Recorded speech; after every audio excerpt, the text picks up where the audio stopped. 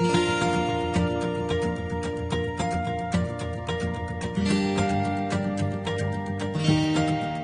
and welcome to LitUp 2021. My name is Haley Lefholz. I'm a youth services librarian with Mid-Continent Public Library, and I'm going to be helping to moderate today's interview with S.J. Kincaid. I'm going to give a couple quick introductions before we turn things over to today's teen moderators. S.J. Kincaid is the New York Times bestselling author of the Diabolic trilogy. She originally wanted to be an astronaut, but a dearth of mathematical skills made her turn her interest to science fiction instead. Her debut novel, Insignia, was shortlisted for the Waterstones Children's Book Prize. Its sequels, Vortex and Catalyst, have received starred reviews from Kirkus Reviews and Booklist. She's chronically restless and has lived in California, Alabama, New Hampshire, Oregon, Illinois, and Scotland with no signs of staying in one place anytime soon. You can find more information at sjkincaid.com.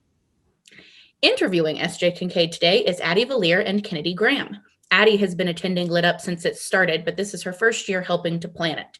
She's been a bookworm since she was 4 and a writer for nearly as long. Addie loves sci-fi, but because she loves adventure, but she's scared of space, so she'd much rather read about it from down here on Earth. She has had a lot of fun planning this year's festival and is very excited to do this interview. I know she hasn't said that, but I know she is. Kennedy Graham has been a bibliophile since the age of 2. She's attended LitUp for 3 years and is excited for the opportunity to do more for it. Kennedy is excited to participate this year and hopes it all goes well. I think it will, Kennedy. I think it'll go just fantastic. So without further ado, Kennedy and Addie, I'm going to turn it over to you and SJ. Hi, I'm Addie. I'm Kennedy. We're really excited to get to talk to you today. Thank you so much. I'm excited to talk to you too. Awesome. All right, for first question, I asked my little sister because she's also read Insignia and she loves it a lot. I asked her to come up with a couple of questions. Okay, perfect. One of the things she asked was, what was your inspiration for writing it? There are a few different inspirations. It actually began like maybe a year before I actually started to write it at all. I just kind of had this thought in my mind, I think while I was driving or something, about these two people who were on either side of this massive conflict of some sort. And they were controlling these sort of virtual armies of some sort that were against each other. And that became Tom and Medusa with Insignia. And I'd also sort of one day, I start tons of stories that I never finish. Just tons of them. I mean, I have a ridiculous number just sitting there at like 15, 20,000 words. I had some like 7,000 word thing that I'd just begun about a kid who was in a casino and he'd been moving like casino to casino with his father, who was a professional gambler. And the inspiration for that was just that my mom worked in a school with a teacher who had 2 children who were professional gamblers. And it was kind of interesting to me, just the idea of that lifestyle where you don't have any stability, where your fortunes kind of really just, to some extent, they just go up and down. And, and then one day I sort of got the idea. I was like, what about putting that story in the universe with that giant virtual conflict of some sort, And Insignia kind of came from there. I wrote most of it while I was in nursing school, and actually a lot of what I wrote, a lot of the writing actually happened during my mental health rotation, which was in the summer of that year. And it was just because I was learning so much about the brain. And so I sort of got the idea for the brain computers. And then so many ideas came from that. As soon as I just had that in mind, it was like, oh, that's why this story would have to center around kids, because of this about the brain and this about the brain. And, kid brains can handle it, adult brains can't. That's why they're the soldiers in a war. So, yeah. Are you planning on writing any other books in the world of Insignia besides Insignia and that trilogy and your other trilogy? Well, Diabolic is technically set in the world of Insignia. It's just thousands and thousands of years in the future. So I guess I have. As for Insignia, I mean, I never rule anything out just in case, in case I get a really awesome idea, then possibly, I'm definitely going to do it if I get a great idea. But the thing is, it's like with both Insignia and Diabolic, I'm very happy with where both those stories ended. And I think it can be a really bad thing sometimes if you have a good ending that you're satisfied with, and then you destroy it to plunge the characters back into, okay, you kind of have to obliterate what happened, like the conclusion, in order to carry it on or to bring in a new conflict. And so I would only do that if it was really just something compelling. So I may set other books in the in-between period, I mean, that's probably pretty likely, but I don't know about with the same characters. One thing I was curious about, because the Diabolic is in the same universe as Insignia, what happened to like turn the utopia at the end of Catalyst into the empire that it became? Oh yeah, that's a good question. So the idea with Diabolic is that the Earth at the end of Catalyst is kind of going through a vast technological progression. All right, there's this massive change, and with Diabolic, these are people somewhere at some point during that vast technological change where they're like, you know what, we don't want to live, we don't like this. We want to be normal humans again. We don't want brain computers. We don't want all these extra technological things. We want to go live like we're supposed to. And so they go to a different part of the galaxy, and there are just like 20,000 of them. They resettle it. And then this is about 2,000 years after that happened, when they have multiplied in number. And the thing is, everyone has sort of phased out all the, the cognitive technology and stuff, except for the Demetrian royal family, where they still have some power over machines still, that the people from Insignia all have. So the Demetrians are far and away, it's kind of their version of divine right. They are far and away the most powerful people in this sector of the galaxy, but what they have is essentially just a fraction of what the people have at the end of the Insignia series. So there are two branches of humanity. That's essentially what it is. That's actually super cool. Like Yeah. the whole, like, I feel like that would happen. But we both read Insignia in middle school. It was one of our favorite, our favorite series collectively. And I think we both really connected to Tom. And I was just wondering, as a nursing school student, as a woman, how do you write from that perspective? Well, the main thing I did with Tom was I wrote third person point of view. And I think that makes it a little easier for writing a character who's less like you, because I've never been a 14-year-old boy. But also, I don't know. I think when it came to Tom, I wrote 7 manuscripts before I was able to sell Insignia, which was my 7th, or 6 manuscripts before that. In the 6th manuscript, I had a main character, and then I had sort of a secondary character whose name was Dalton, actually. And Dalton was kind of just this really cocky douche. I mean, he really was. He was just kind of he had this huge ego, and he was kind of a nemesis, but also an ally. And he just like had this huge ego, and he was like, yeah, I can do anything. I'm the best at everything. And he was so much fun to write. I love that character. And he just, every scene he was in, he just made it interesting. And I was like, you know what? I'm going to make a story centered around a character just like this, except maybe not a villain, just someone who just has that complete belief he can do anything, and or not even the belief, just the drive to prove himself, to always try to be the best, to always try to win. And that's where Tom Raines came from. It was that character, and then then he sort of evolved into his own, because he's very much, he's one person. He's not a self-aware person. Like he kind of like, he tries really hard to win. He wants to win. He's driven to just sort of always succeed or always win something. But, deep down, there's kind of this core of real lack of self-belief. That's why he's kind of hiding from. So, it was essentially, yeah, I think if you just understand your own character, it comes across. If they seem real to you, they're going to hopefully seem real to the readers. So thank you. Tom is my favorite character that I've written, I think, to this point. So That's amazing. I had a question actually about if they felt like real people to you, because they felt like real people to us. And so one of the things I wanted to ask was if you get attached to these characters and how you feel when you're done writing them. I do.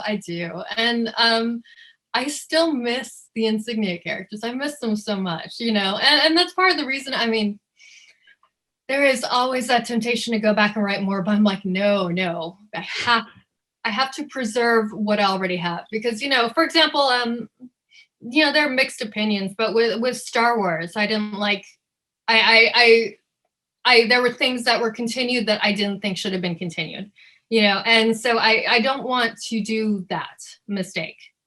So, I don't want to like continue someone and then sort of take away from what was already there. But yeah, what was the question? I guess like if you get attached to the characters and how they feel real. Yeah, I get really attached to them. If I'm not attached to them, then I probably don't have what it takes to finish the book.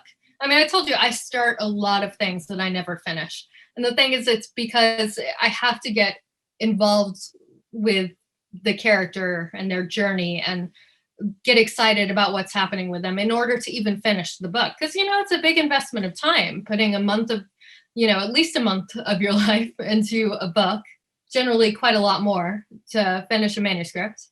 And so, yeah, I miss them when I'm done. That's definitely true. I miss the Insignia kids so much.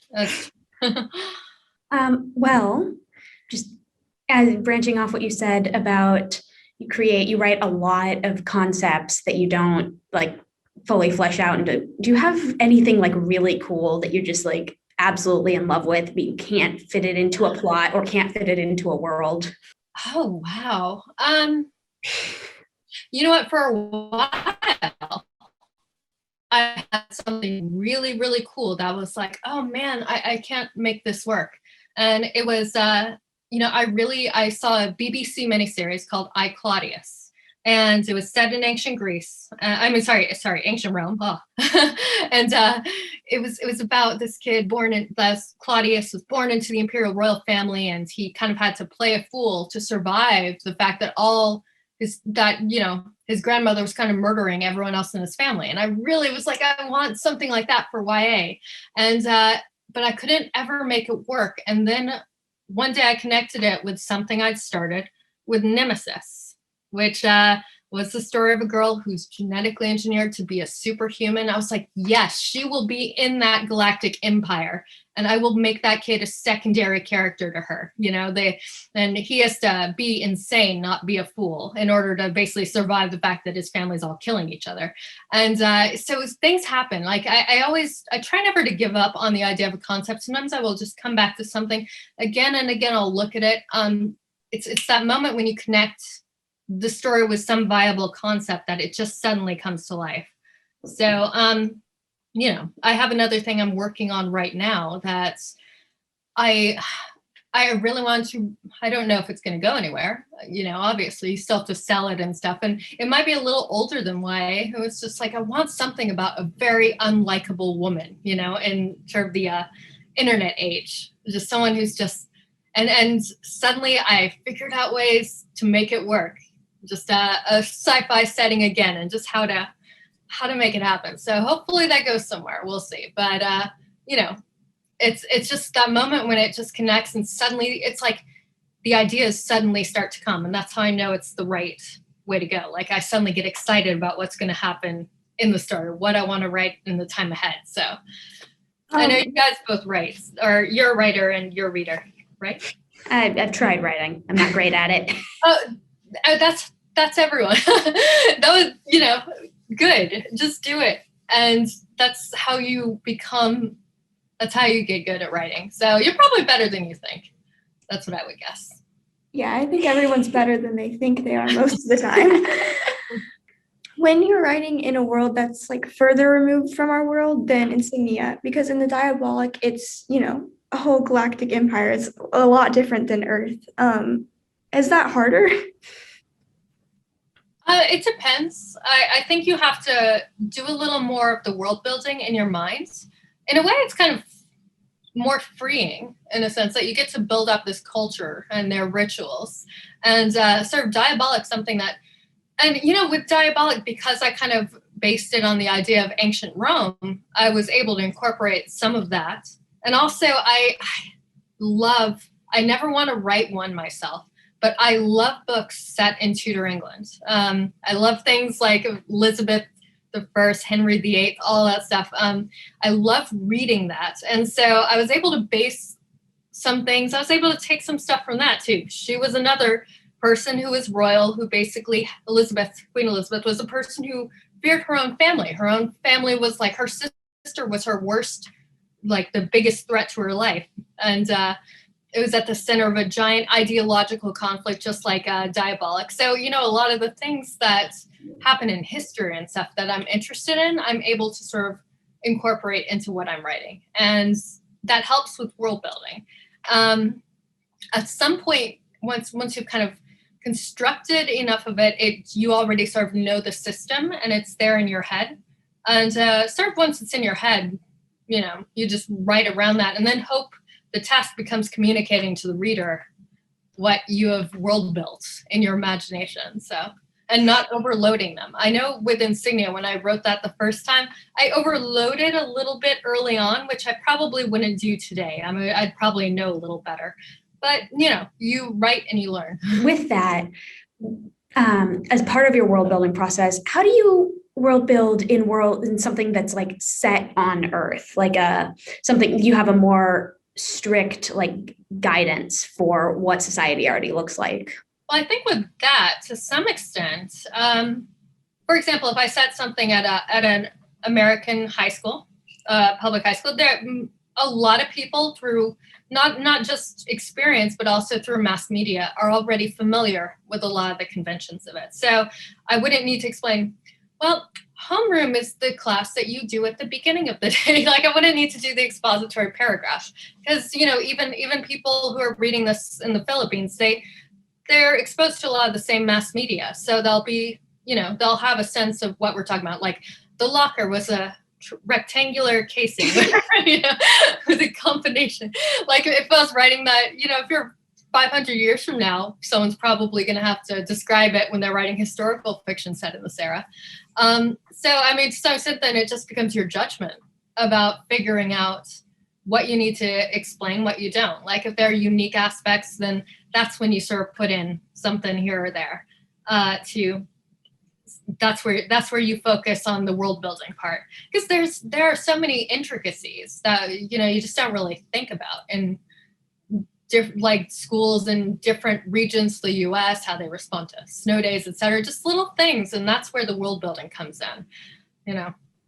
So like a school set way up north, like a school set in Alaska, where like a few months of the year it's dark, a few months of the year it's light. Even that would require that would be the world building in a way for the story, because that would be an experience that's not, universal. Do you build the characters around the world or vice versa? I'd say I do them both around the same time, because in a way the character is a product of the world. And, another thing that I really find I do in my writing, though, it's not just the world, but the setting. Like with the Diabolic, it's the chrysanthemum. With Insignia, it's the pentagonal spire. And setting is kind of a character in itself, in a way. It's the part of the world they're constantly interacting with. And so I don't know, I guess I just kind of come up with all of them at the same time. But the characters are what make the world relevant, and the world kind of helps make the characters, informs what makes the characters interesting within that world. So in that, how do you like weave the relationships into that world, into those characters? Let's see. That's a tricky one. It's like, for example, Insignia was kind of a group. It was kind of a little, they were a little clique in a way. They were always sort of interacting with each other. And I think just a lot of the time what happens is you kind of start off with sort of a, even to some extent, just sort of a little template, like, okay, Wyatt says the wrong things, but she's hyper intelligent and she's very intense and doesn't smile much, and like that was sort of my picture of her in my mind from the time I began writing her. Vic, I was kind of like, okay, Vic I based on the fact that I lived in college next door to a group of Indian American guys, and there's one guy there who was so loud I would hear him through the wall, and he was always talking about sports. I mean, he was talking about sports like round the clock. Like I'd wake up at like 2 a.m. like rah, rah, rah, sports, and then rah, rah, rah, sports like at 6 a.m. when I woke up again, and then I'd go back at like 10 p.m. and then he's like, oh dude, sports. And I was like, this guy is probably so much fun to be friends with, and he's so obnoxious when you're not friends with him. And then with Vic, that was the idea I had in my head. I was like, I want someone who's just loud and kind of, if you're friends with him, he's awesome. And that was true with Tom too. I was like, I want just a couple of guys who, if you're friends with them, you love them, and if you're not, you're like, I can't stand those guys. Just the idea of them being that kind of person. Anyway, so you start off with these sort of little templates in a way, just your first things about them, and then as you write the characters and get more ideas for them down the road, it's I think they get deeper than that. But I think yeah, and just how they play off against each other kind of informs their characters. So I think just a lot of it just happens in the course of writing. Like, I plan stuff ahead in a vague way. I don't detail every bit of every scene that's going to happen. So I don't conceive of the entire story beforehand. I let a lot of it happen when I'm in the process of writing it. Sometimes I'll go in with a scene plan in mind, and then something else comes out while I'm doing it, and I go with that. And so just a lot of it just comes over time. Without the foreplanning, I guess, how do you manage to keep things consistent when you're writing a series? Well, I plan the major. I have the major twists, the major scenes, and stuff like that, and sort of the big, broad plot things. Like, for example, when I wrote Vortex, I already knew what I wanted to do in Catalyst, and so Vortex, Tom's plot in Vortex and Tom's plot in Catalyst were sort of meant to be directly tied together, because Vortex, he's more Tom than ever in a way. He's just he's more abrasive with people he doesn't like. He's more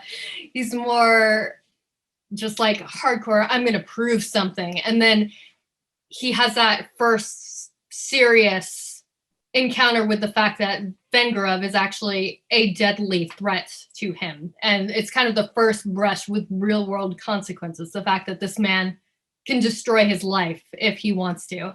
And the idea was just of having sort of a scene where he's kind of built up his strength in a way, and then it's Catalyst where his strength is utterly obliterated in a sense, and then yet he still finds something underneath where he is something he didn't expect, where he is capable of still just standing back up again when last time he expects to. It's kind of like, so if you plan stuff ahead, just in that sense, it's kind of like that's what you keep in the back of your head while you're planning all the details and all the all sort of just whatever else is happening in between. As long as you have that big, broad emotional change or psychological change in mind, then it just informs the writing over time.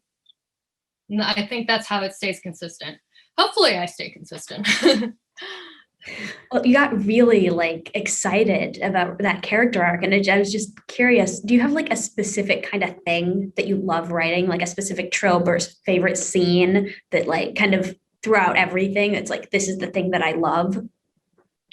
I think I get a lot of vicarious enjoyment from for example, the Behringer Club scene where Tom sort of, traps those guys there in sewage, just the revenge stuff. I love that. It's so entertaining for me, whenever it's kind of a scene where it's a sort of underdog just, really gets his payback. I love that sort of thing. I do. So anytime I can work that into a story somehow, I really enjoy writing it. Beautiful revenge. Yes, exactly. When you have a really good grasp, I think, on like human behavior and like why people act the way that they act, which is one of the coolest parts of the Insignia series for me. And how did you go about when you're writing Nemesis, who I think, is she a non-human or is she like partially human? She's partially human. She's genetically engineered. She's an earthling would probably be the best way to describe her, because she's human, but psychologically she's probably closer to human. But a lot of her is not human. But, it's like she's genetically engineered out of human and then animal traits in a way. When it came to Nemesis, actually when I started writing Nemesis, part of what intrigued me about her was just the fact that with writing Tom Raids, the previous main character, he was someone who on the surface just was like, he was hiding how vulnerable he actually was. And Nemesis's entire task, at least in Diabolic, was hiding how vulnerable she was not. She seemed more vulnerable on the surface, and inside she's just this cold, very deadly person. And I think it was just fun writing Nemesis. So when it came to understanding her, I think, I don't know. I don't really know if I can really describe much about how I conceive of the characters. But the thing is, I think if they're real to you, then you're going to describe them in a way that hopefully is real to other people. And if they seem real to you, they're consistent to you. Because I think our brain automatically has mechanisms inside where we kind of try to form a sense of what other people's minds are like, what other people are thinking, what other people are feeling. So it's just a case of applying that to characters instead of to your own characters that you're creating instead of to other people. So I don't know if that makes sense. That's really cool. Do you ever have like concepts for characters or things you want to add to them that you don't think would work or that like you can't fit in the same way? Sometimes I have concepts that I'll avoid because of the age group I'm writing for. I actually, when I wrote a draft of the third Diabolic book where I really, really went very dark with Nemesis's character. I really did. But it was just not something I could put out there as a book. It was just too dark. And it was fun and entertaining, but I had to kind of put that aside. It was good for unblocking me, because when I tried writing the first draft of Diabolic 3, it just wasn't work. It was too mechanical. And I was like, man, something's wrong. And then I wrote that one where she literally becomes a supervillain. She's like, oh, okay, you did that to me? Well, guess what? I'm going to destroy your whole galaxy. And she just goes full Diabolic. She embraces being a Diabolic and just goes on a rampage. And it was awesome to write, but it was never something I could do to someone that, people have been following this character a few books. It's like, no, she's bad now. Can't do that. But it helped liberate my brain for a better idea. Having said that, I think I lost track of the question at some point. What was it? Kind of just like, do you ever have ideas or concepts for characters that you can't fit in, or personality traits that don't quite work with what you're writing? Yeah. Sometimes I will have a character like Vortex. I had a real struggle writing that because I had a character in there, I think his name was Gideon, and it was just supposed to be some scientist person that Tom, becomes kind of like, a little like, oh, this guy's ridiculous, but then kind of a little protective of as a person. And then Van Grove just destroys this person. And and the thing is, I had that idea and it kept staying in there. I was like, this doesn't fit. It just doesn't fit in the rest of the story. And it was blocking me from finishing the rest of the story, having this thing. So I was 90,000 words into the story and nowhere near the ending. So I was like, this is not working. So I just had to start over, really. And it was that one plot line that was really messing up my writing of Vortex. So yeah, sometimes it just doesn't. And I feel like with me, at least in my case, when I start just getting blocked, usually there's a reason why. And if I stop, as however long it takes, because sometimes it takes a few weeks, and then sort of look back again, it'll become kind of obvious what's not working, what's messing up, what's jamming the wheels, basically. So yeah, it happens. I mean, it happens, I think, with every writer. So some people can write right through it and make it work somehow. I'm not one of those people. About how much do you have to revise your books? It depends on the book. Diabolic, I barely had to do any revision. Insignia, when I wrote the first draft for that, I didn't have Vengerov originally as the big bad because I wasn't sure I'd sell the first book.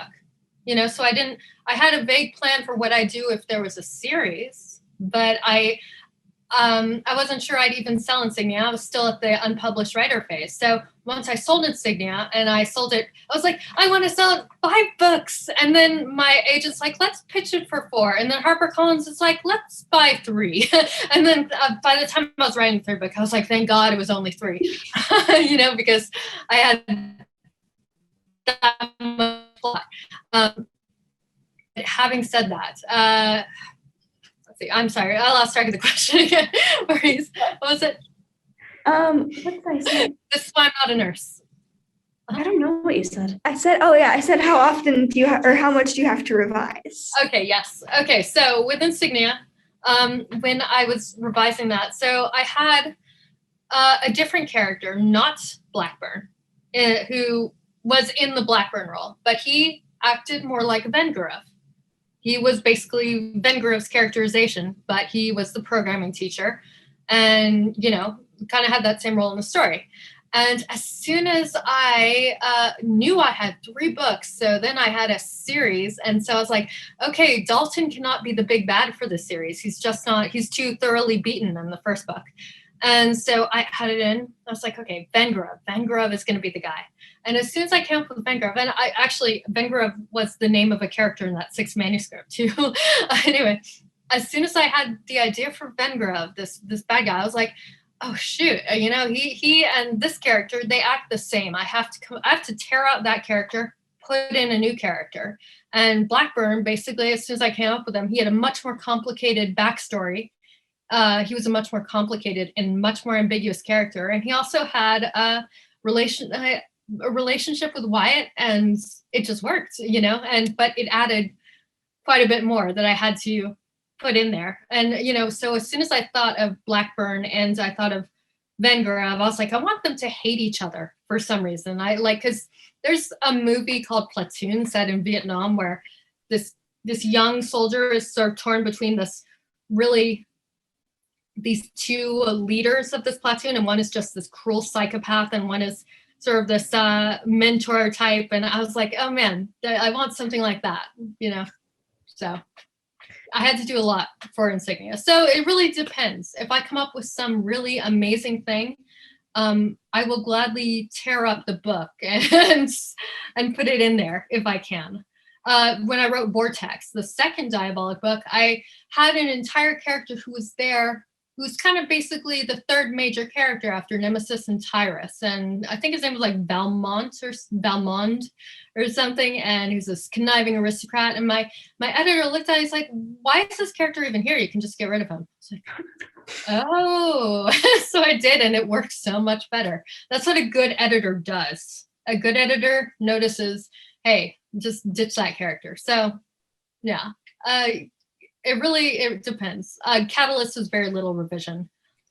In that process, have you ever had your editor say we don't like this, or what's this character? And it's just painful because you're so proud of it, or it's just a character you're so attached to?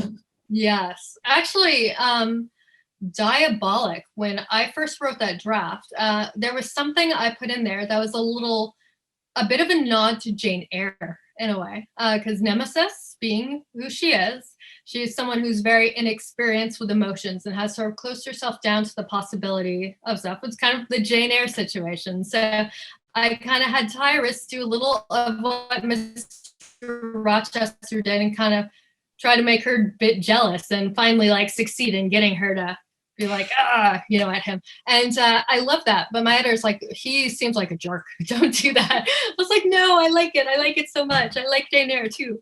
But I finally changed that. I was like, you know what? Yeah, he seemed like a jerk. So there are a lot of times you have to. And Vortex, again, that scientist character who I had to get rid of. I was attached to that plot line. I had such cool ideas with it.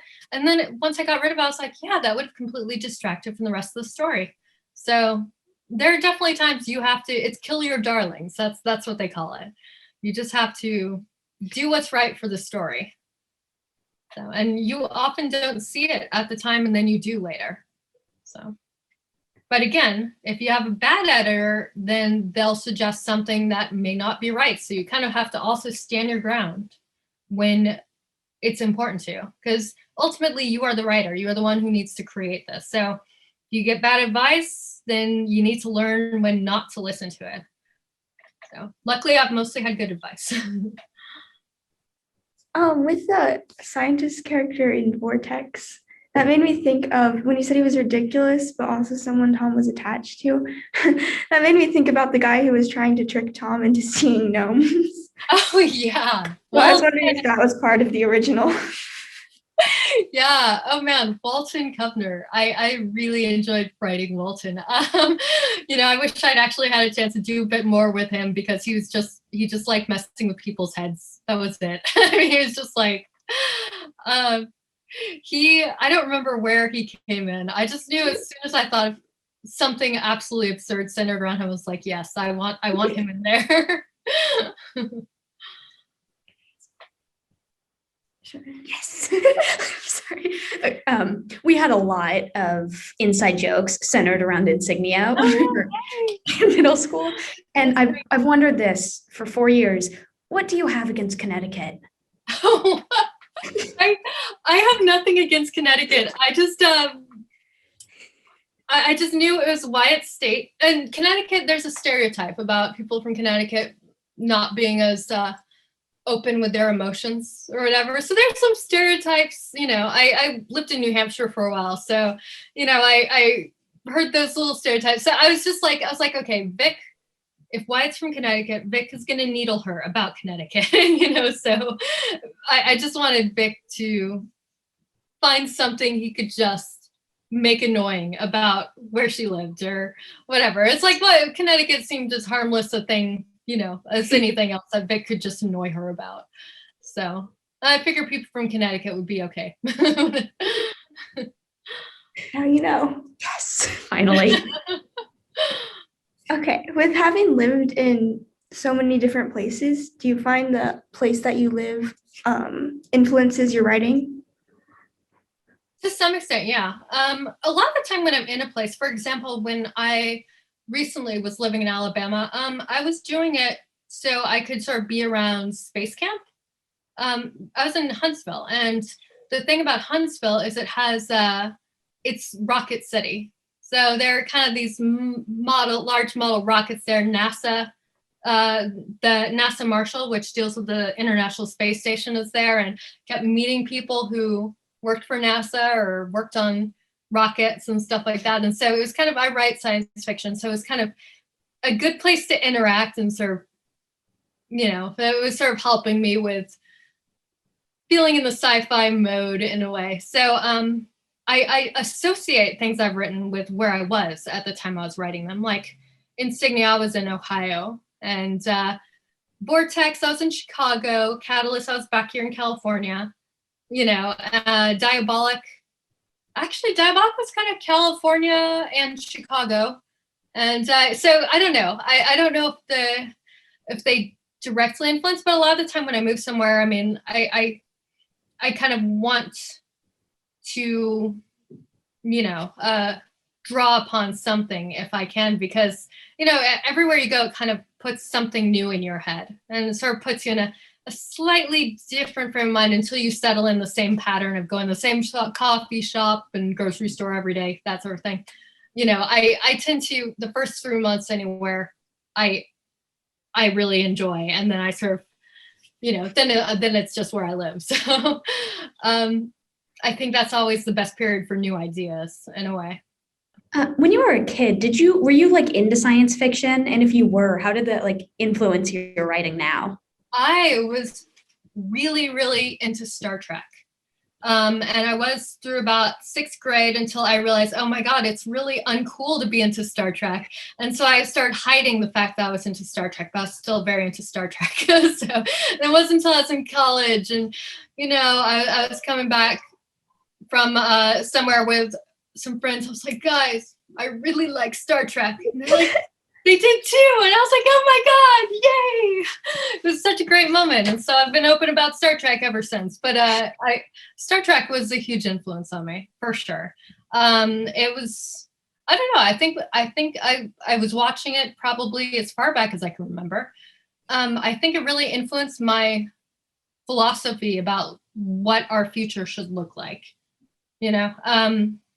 Star Trek, and I always sort of took for granted that Star Trek is what the future should be like, a future where all human beings, like everyone is participating in space exploration. And we have kind of resolved our differences. We have, through space travel, we have achieved technologies where no one is poor, no one is hungry, no one is struggling, and we are working together.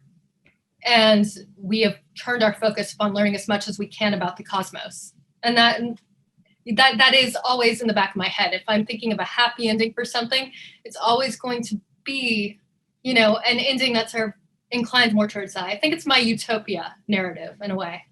What do you think we should do as, I don't know, young people start working towards that a little bit? Well, let's see. What I would say is, there are a lot of people that question the value of space travel. And I think because they don't understand how many things that we have achieved due to it, like MRI technology. There are just so many different technologies that have come from the space program. They were trying for space and they happened to discover, oh, this would be a good use for this. This would be a good use for this. Space is the reason that we have internet, why we are talking face to face right now.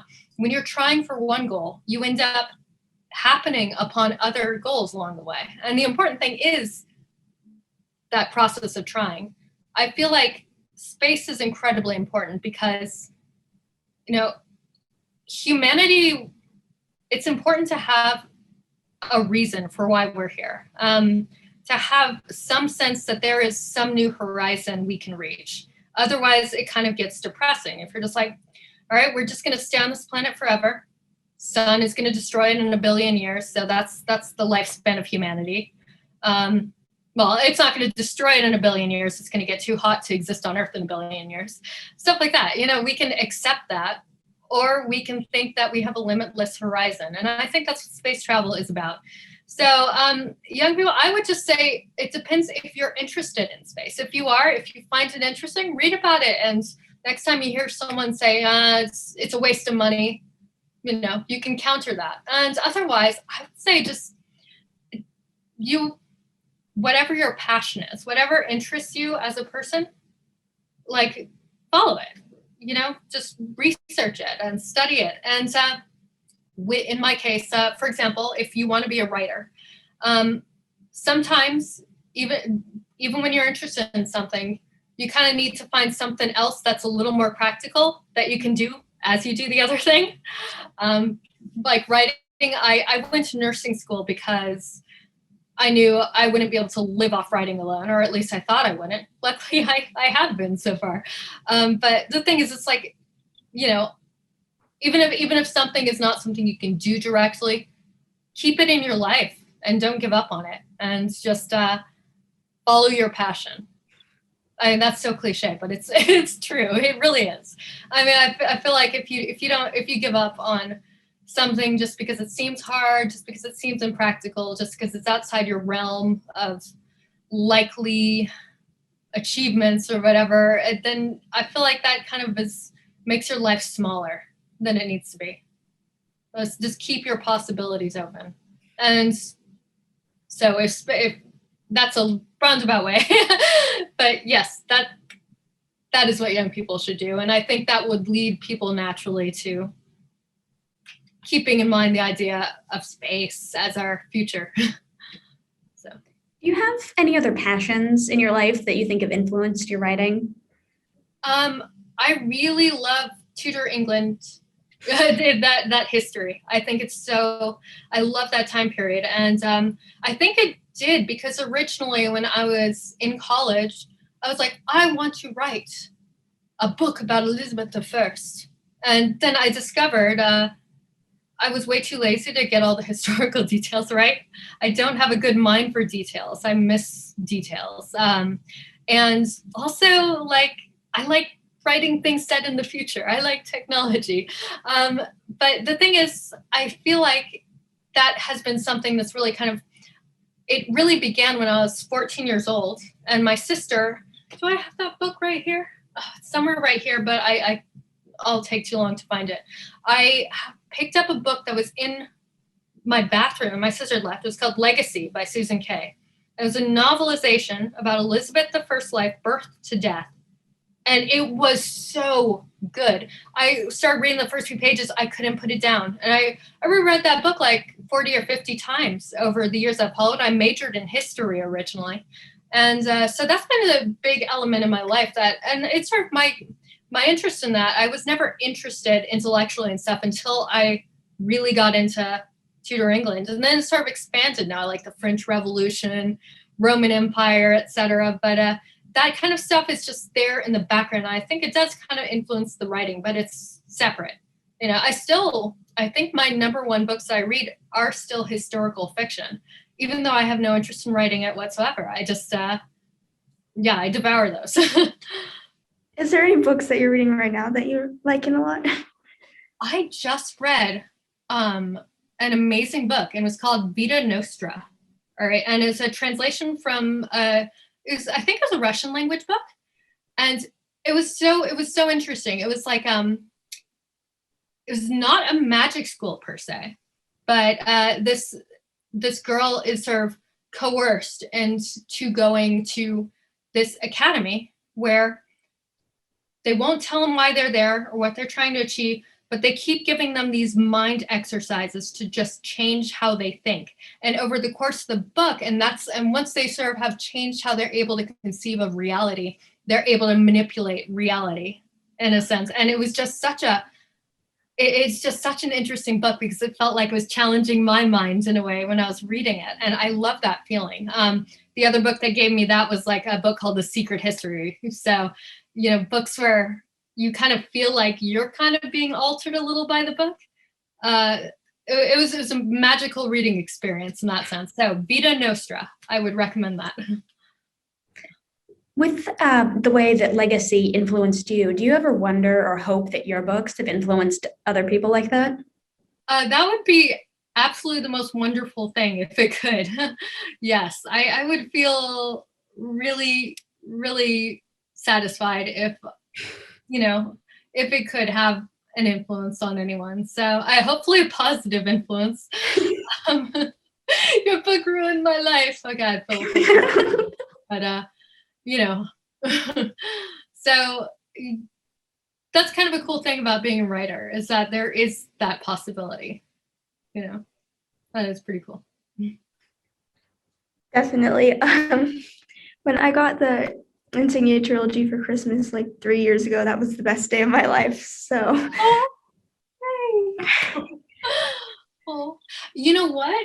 There's a book, a trilogy called Randoms by David Liss. You should check that one out too. I don't know if you're since you're older now, maybe, but I felt like that would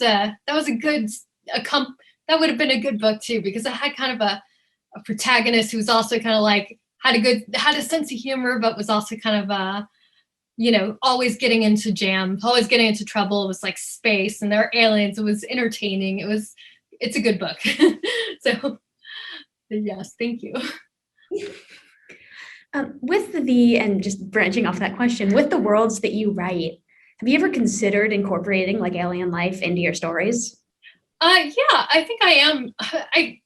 I keep starting and not doing things where I have aliens, but at some point, oh yeah, I'm definitely doing aliens, because that's the thing. The Diabolic universe, the Insignia well, I guess the Insignia verse, because they're both in that verse.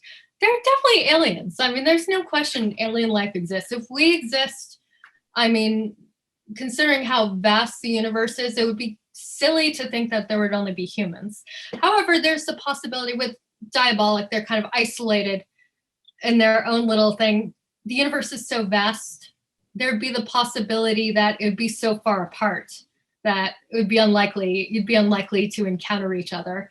So I just had humans and those two, but no, I could definitely see writing aliens. I love things with aliens. So yeah, at some point.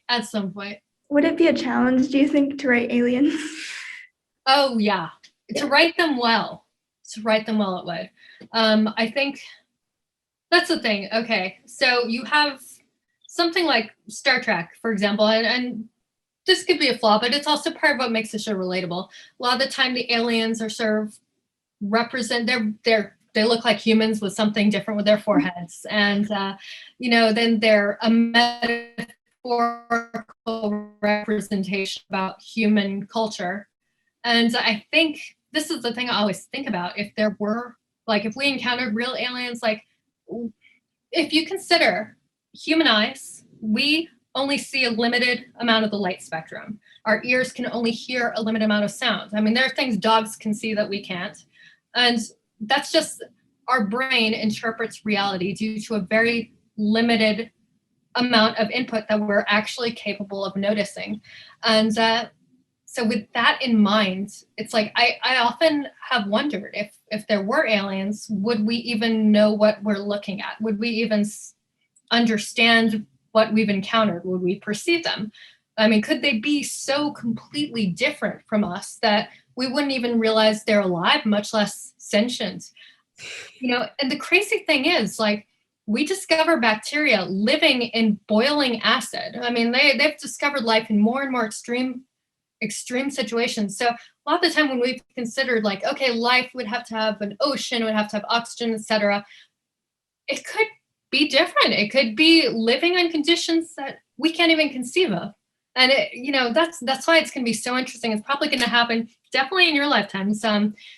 When if we ever get samples from Europa, because Europa, they have it's like under the water there, they have a core, so they probably have warm zone of water where, which would be good conditions for life.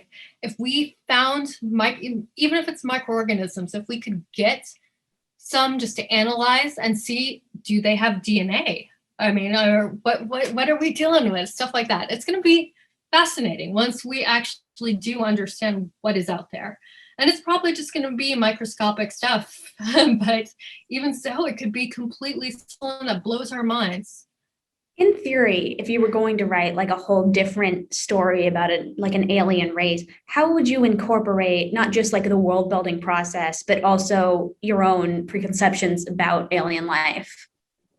Let's see. I would probably, I would probably, if I were going to have aliens in the story, I would need to have characters who could play off of my characters, who would have motives in a way that are understandable to a reader. Because if the alien's like, I am only here to collect your toenail clippings because they're worshipped on my world, reader's not going to find that interesting stakes-wise. I'm writing for humans. So it probably would have to be a little like Star Trek does, where they keep them grounded in the real world, or keep them grounded in what we find compelling, because ultimately you're telling a story. So I would probably just focus on building them like characters do, except the alien thing, it's, this is the thing, it also applies to fantasy. It just adds a dimension where you can add some extra stuff that impacts the plot, and that's, just adds some customs. Like an alien, do they have empathy? Do they care? I mean, or how do they think of death? How do they think of life?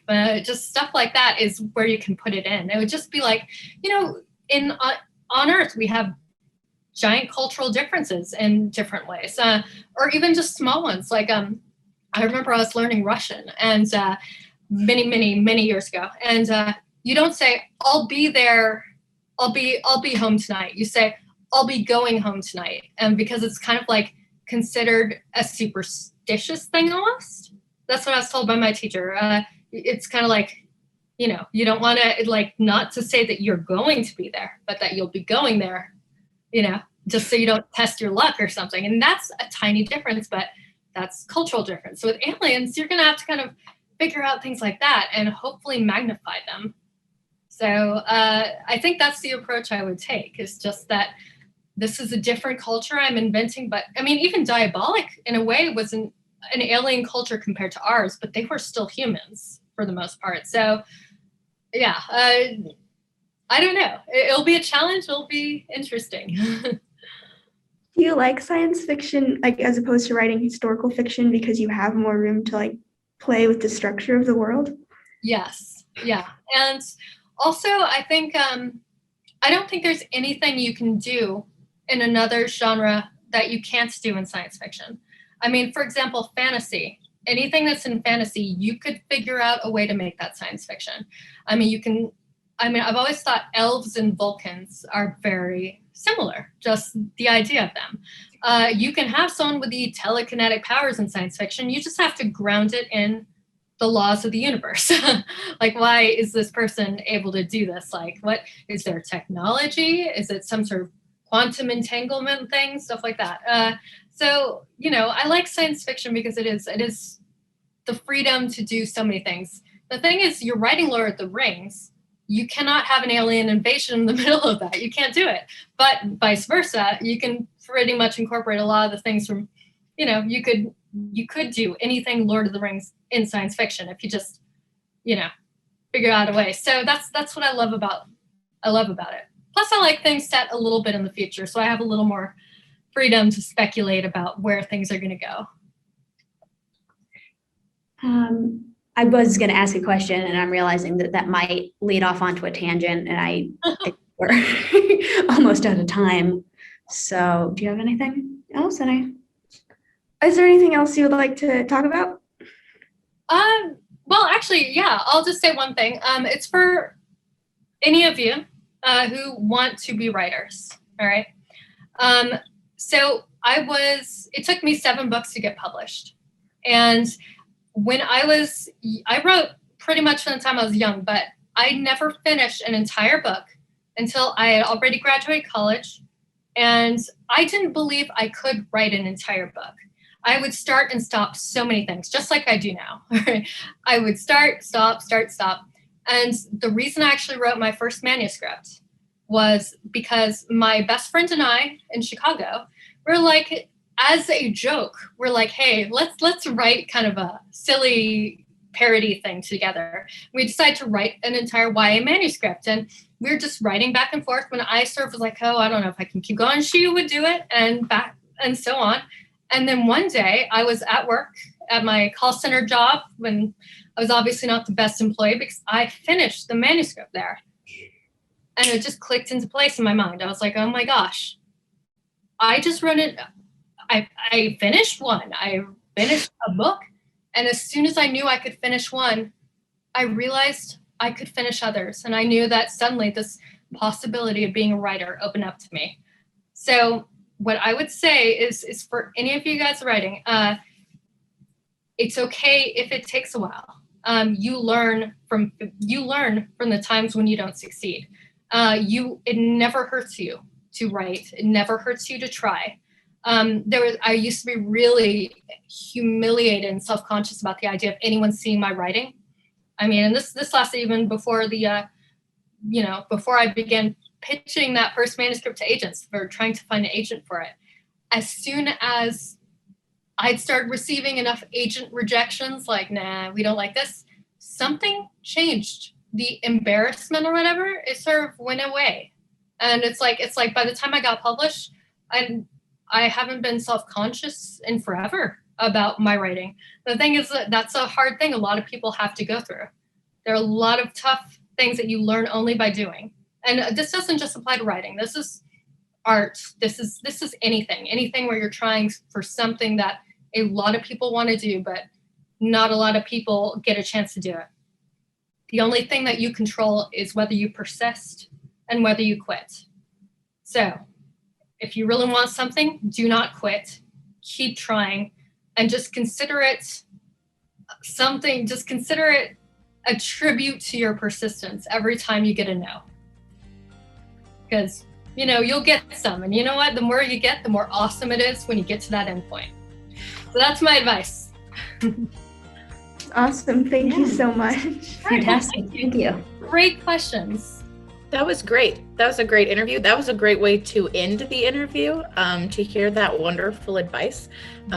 So thank you so much for sharing all of that. I'm just going to do some real quick wrap-up closing remarks. Thank you to those of you who are watching, spending this time with us today and hearing from the wonderful S.J. Kincaid. We're so happy you were here.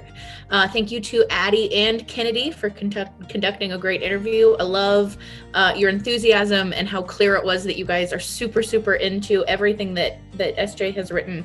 It really shined through your questions. That was awesome. And of course, the biggest thank you of all to S.J. Kincaid for taking the time to be here with us today, answer all of those great questions, offer amazing advice that we didn't know we needed. Thank you so much.